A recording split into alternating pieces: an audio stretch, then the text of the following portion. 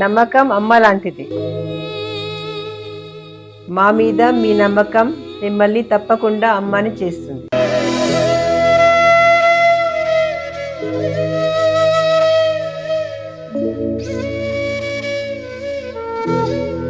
నేడు ఎంతో మంది మా మీద నమ్మకంతో అమ్మాయారు. మీకోసం అమ్మతనం ఎదురు చూస్తుంది. వివరాలకు సంప్రదించండి కిరణ్ ఇన్ఫర్టిలిటీ సెంటర్, హైదరాబాద్, బెంగళూరు, చెన్నై, ఢిల్లీ. మనం కూడా చూడండి, సినిమాల్లో ఒక వ్యక్తి ఎవరినో ఇష్టపడ్డారు, వివాహం చేసుకొని ఎండ్ కార్డు పడుతుంది. కానీ వివాహం విషయంలో అలా కాదు. వివాహం నుంచే అసలు సినిమా స్టార్ట్ అవుతుంది. కాబట్టి ఏంటి, మనం వివాహం విషయంలో చూడవలసింది ఏంటి, మ్యారేజ్ చేసుకునేటప్పుడు ఆఫ్టర్ మ్యారేజ్ తర్వాత ఎలా ఉంది అని చూసుకోవాలి. దీన్ని మనం ఆఫ్టర్ మ్యారేజ్ తర్వాత అనేటువంటిది 12వ స్థానంలో ఉంటుంది. కాబట్టి 12వ అధిపతి ఎవరయ్యారు, 12వ స్థానంలో ఏ గ్రహం ఉంటే ఏ దానాలు ఇవ్వాలి. ఉదాహరణకి రవి ఉన్నాడు అనుకోండి, గోధుమలు ఇవ్వండి. చంద్రుడు ఉన్నాడు, ఉదాహరణకి మీకు బియ్యం దానంగా ఇస్తూ ఉండాలి. కుజుడు ఉన్నాడు, ఎక్కువ గొడవలు అవుతూ ఉంటాయి, కందులు దానంగా ఇస్తూ ఉండాలి. అలా కాకుండా బుధుడు ఉన్నాడు అనుకోండి, మిస్కమ్యూనికేషన్స్ ఇలాంటివి జరుగుతూ ఉంటాయి, అప్పుడు పెసలు దానంగా ఇస్తూ ఉండాలి. లేదండి గురువు ఉన్నాడు, శనగలు ఇవ్వచ్చు. శుభగ్రహమే కదా అంటే, శుభగ్రహం ఉన్నప్పటికీ కూడా 12వ స్థానంలో అది పాడైతే కనుక ఇబ్బందులు ఇస్తూ ఉంటుంది. ఒక్కోసారి రెండు గ్రహాలు ఉంటాయి, శనికేతువులు కలిసి ఉంటారు, అప్పుడు ఆ 2 గ్రహాలకి ఇవ్వాలి. అలాగా శుక్రుడు బొబ్బర్లు దానంగా ఇవ్వడం మంచిదే. యాక్చువల్గా శుక్రుడు 12లో ఉంటే చాలా మంచిది చెప్పాలంటే. అలాగే శని ఉన్నాడు అనుకోండి, నువ్వులు దానంగా ఇవ్వడం. రాహు అయితే మినుములు, కేతు అయితే ఉలవలు దానంగా ఇవ్వడం చేస్తుండాలి. ఈ రకంగా మీరు కనుక 12వ స్థానంలో ఉండేటువంటి గ్రహానికి దానం ఇవ్వడము, మ్యాచింగ్ విషయంలో ఈ జాగ్రత్తలు కనుక తీసుకున్నట్లయితే ఖచ్చితంగా మీకు బాగుంటుంది. మీనం వారికి గనక చూసుకున్నట్లయితే, ఈ మీన రాశి వారికి గమనించుకున్నట్లయితే, మీ లగ్న సప్తమాధిపతులు గురువు బుధుడు అవుతారు.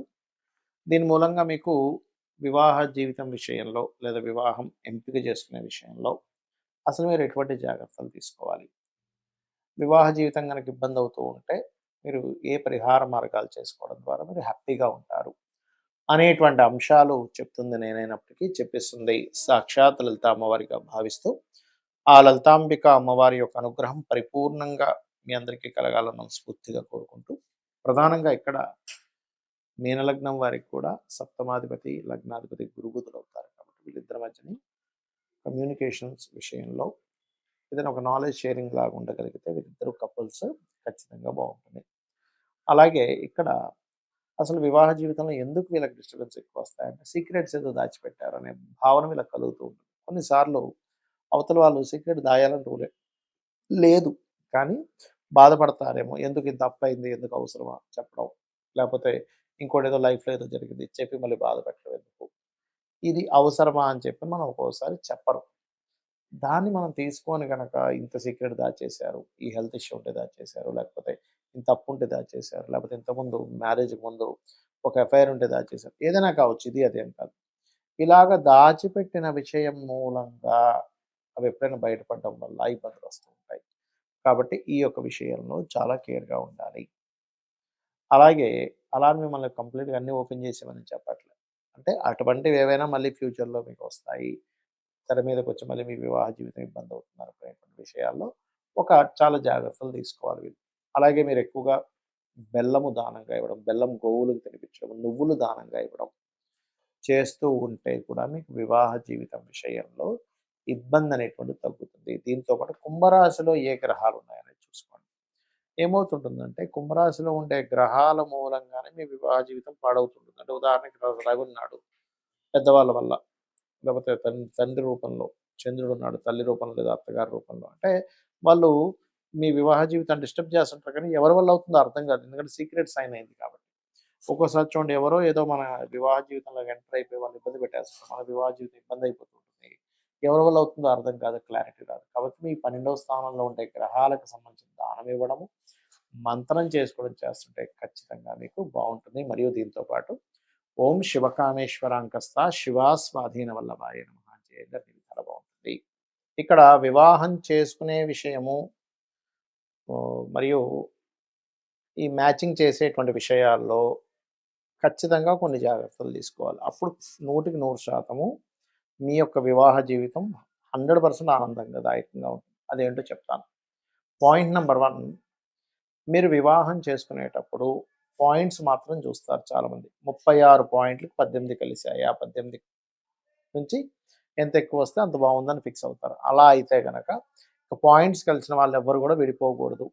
కానీ సొసైటీలో ఏం జరుగుతుంది, పాయింట్స్ కలిసిన వాళ్ళేమో కొంతమంది విడిపోతూ ఉన్నారు. పాయింట్స్ కలవని వాళ్ళు కూడా అక్కడ కలిసి ఉంటున్నారు. అంటే దీనికి కారణం ఏమిటి? పాయింట్స్ అనేది బేసిక్ లెవెల్ వరకే. నెక్స్ట్ ఏం చూడాలి అని చెప్పి చూసుకున్నట్లయితే ప్రధానంగా మీరు వివాహ సమయం ఎప్పుడు అనేది చూసుకోండి ఎప్పుడు కూడా. అంటే వివాహం పలానా సమయంలో చేసుకుంటే మంచిది అని ఉందనుకోండి, ఆ పలానా సమయం అనేది ఎప్పుడు వస్తుంది అంటే ప్రతి జాతకుడికి కూడా వాళ్ళ లైఫ్లో 3 నుంచి 5 సార్లు సమయంలో వస్తూ ఉంటుంది. మూడు అంటే వాళ్ళ లైఫ్లో ఒక 20వ ఏట 21వ ఏట నుంచి ఒక 3-5 టైమ్స్ వివాహ సమయం వస్తుంది. ఆ వివాహ సమయం ఎప్పుడుంది అనేటువంటి విషయాలు ఫస్ట్ మీరు గుర్తుపెట్టుకోండి. అలా 23 ఇయర్స్కి వస్తుందా, 25 ఇయర్స్కి వస్తుందా, లేకపోతే 27 ఇయర్స్కి వస్తుందా, 30 ఇయర్స్కి వస్తుందా, కొంతమందికి 32 ఇయర్స్కి వస్తూ ఉంటుంది, కొంతమంది 40 ఇయర్స్లో చేసుకుంటారు. అలాగా 3-5 టైమ్స్ వస్తుంది వివాహ సమయం అనేది. అలాగే వివాహం చేసుకోకూడని సమయాలు కూడా వస్తాయి. ఇది ఎలా చూస్తాము అంటే మీకు సప్తమ స్థానాధిపతి సప్తమంలో ఉండే గ్రహము లేదా శుక్రుడికి శుభగ్రహ సంబంధాలు వస్తాయి గోచారంలో. అలా కాకుండా ఈ గ్రహాలకు పాపగ్రహ సంబంధాలు వచ్చినప్పుడు చేసుకోకూడదు. ఇది మెయిన్ అన్నమాట. ఓకే, అంటే మనం ముందుగా సమయం కనిపెట్టుకోవాలి ఎప్పుడు చేసుకోవాలి అనేది. రైట్. ఇక రెండవది, ఎర్లీగా చేసుకుంటే మంచిదా, మధ్య వయసులో చేసుకుంటే మంచిదా, లేట్గా డిలేగా చేసుకుంటే మంచిదా అని కూడా ఉంటుంది. అంటే ఎలాగా, సప్తమం కనుక శాటన్తో సంబంధం వస్తే వాళ్ళు 30+ చేసుకున్న తర్వాతే బాగుంటుంది వాళ్ళ లైఫ్. అంటే 30+ తర్వాత చేసుకుంటేనే బాగుంటుంది. అలా ఏమీ లేదంటే మీడియం మామూలుగా 25 ఏళ్ళు 26, 27 ఏళ్ళలో చేసుకోవచ్చు. ఎర్లీ మ్యారేజ్ యోగాలు ఉంటాయి కొంతమందికి. చూడండి, మనం వింటూ ఉంటాం ఇప్పటికీ కూడా ఆ అమ్మాయికి 15 ఏళ్ళకే చేసేసారట. అలా అని ఇప్పుడు లీగల్ కాదు అది, కానీ చెప్తున్నాను నేను మీకు. అలా ఎర్లీ మ్యారేజ్ ఒక్కోసారి కొంతమందికి జెంట్స్ కూడా 21 ఇయర్ కల్లా టక్కని పెళ్ళి అయిపోతుంది. అలా ఎర్లీ మ్యారేజ్ యోగం ఉందా, ఇది ఫస్ట్గా తెలుసుకోవాలి. ఇక మూడో విషయం ఏంటంటే ఇక్కడ మీరు ఎప్పుడూ కూడా వివాహం సమయం విషయంలో కేవలం పాయింట్స్ మాత్రమే కాకుండా వాళ్ళిద్దరి జన్మజాత చక్రాల్లో మూన్ యొక్క స్టార్ని బట్టి పాయింట్ ఒకటే కాకుండా ఆ మూన్ స్టార్స్ మిత్రుల శత్రువుల అనేది కూడా చూసుకోవాలి. అంటే వాళ్ళు కనుక మిత్రులు అనుకోండి, అప్పుడు వాళ్ళిద్దరి మధ్యని మనసులు బాగా కలుస్తాయి. మనసు బాగా కలిస్తే చిన్న చిన్న విషయాలు కూడా వాళ్ళు అంటే చిన్న చిన్న విషయాలు పెద్దగా పట్టించుకోరు, పెద్ద విషయాలను చిన్నగా చూస్తారు. అదే మనస్కారకులు కలవలేదనుకోండి, చాలా చిన్న విషయాన్ని కూడా ఏదో పెద్ద విషయంగా ఫీల్ అవుతూ ఉంటారు. ఇది గుర్తుపెట్టుకోండి. రైట్.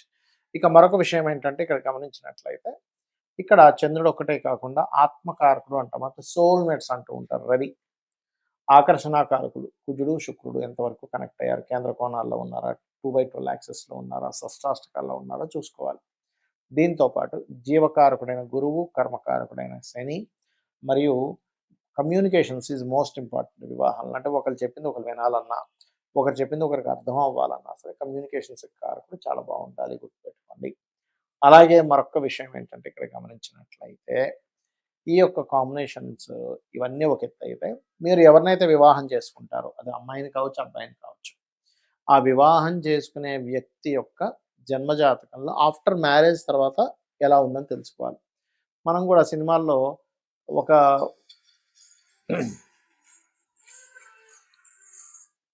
ఒక వ్యక్తి